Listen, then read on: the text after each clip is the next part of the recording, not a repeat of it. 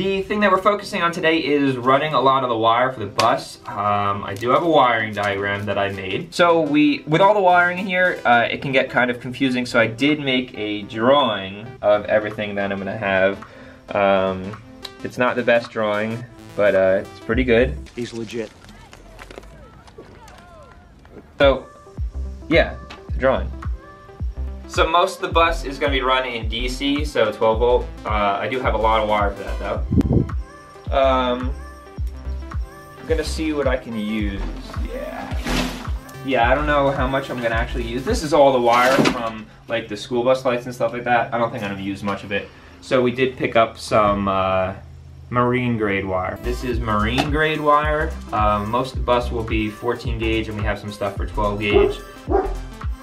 And from there, we're just gonna start running the wire. All the wire is gonna start out underneath the couch itself. That is where the fuse box is, and then we're kinda just gonna run them through the walls, picking the easiest path.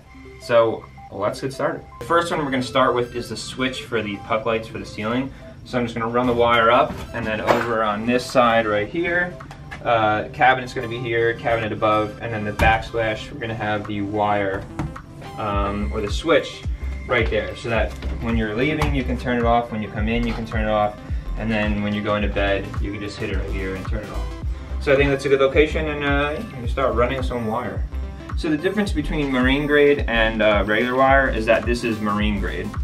So that's the difference. We're kind of like figuring out, right now we're figuring out the layout of how many lights we need. We're going to put some lights that are going to be a separate switch for the bedroom, but in here there's going to be a max air fan here, so we're going to put a light here.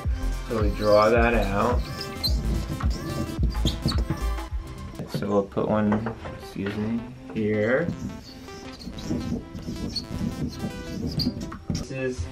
The loft is going to be here, so we're not going to put a light here, but we can probably put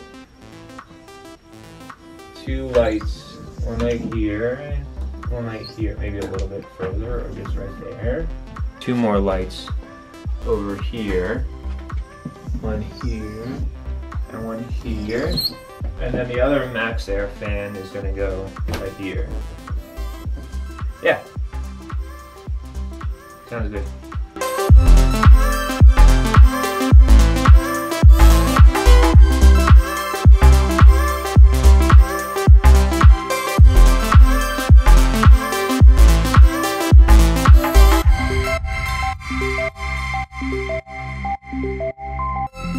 We have the lights, the wires run for the lights in the ceiling.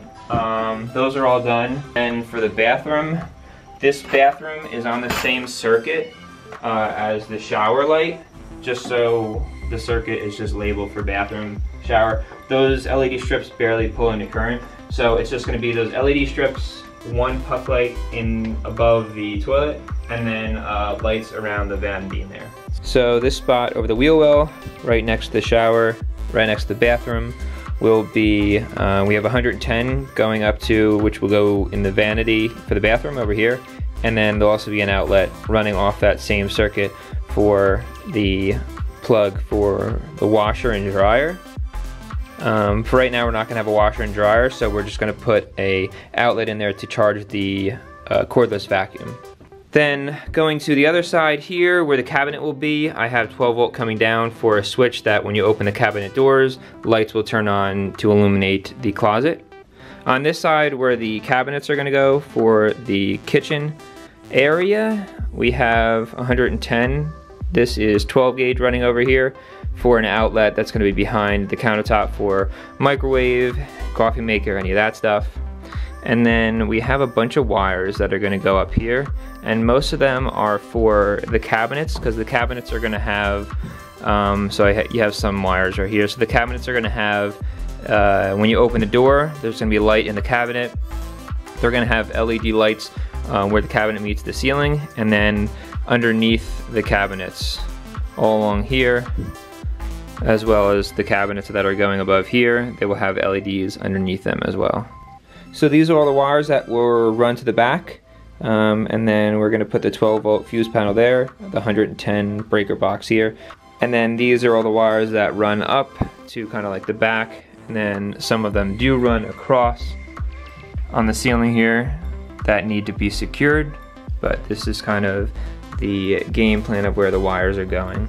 Above the driver and passenger seat, there will be a 110 volt outlet and then a 12 volt outlet there. That 110 volt outlet will also feed all the way over to here for an outlet that will be used for charging laptops. And the same thing for up here, that 110 volt will most likely just be used for charging your laptops.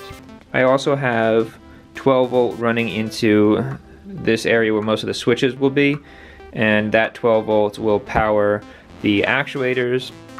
There'll be one there and one there that will lift this whole loft up. And this is the 12 volt fuse panel box. We have enough for 12 leads to go in there. So we have more than enough fuses. We just gotta make sure we're knowing what fuse to use for what wire. And now it's time to move on to, like I said, wiring the 12 volt fuse panel and then the breaker box. So all the wires are wired in. It's got this cover that goes on it here, like that.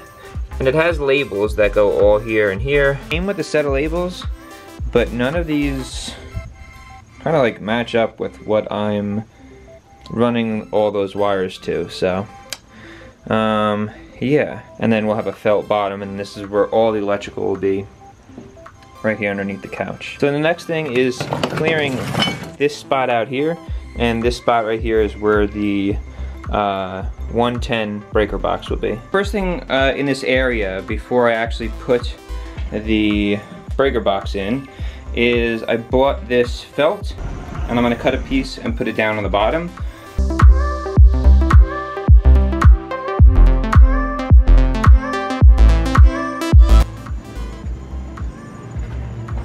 So now that we have that done, and it looks a lot better, we'll place the 110 breaker box here, and then we'll start just running the wires from out there to in here, and then from there into the breaker box.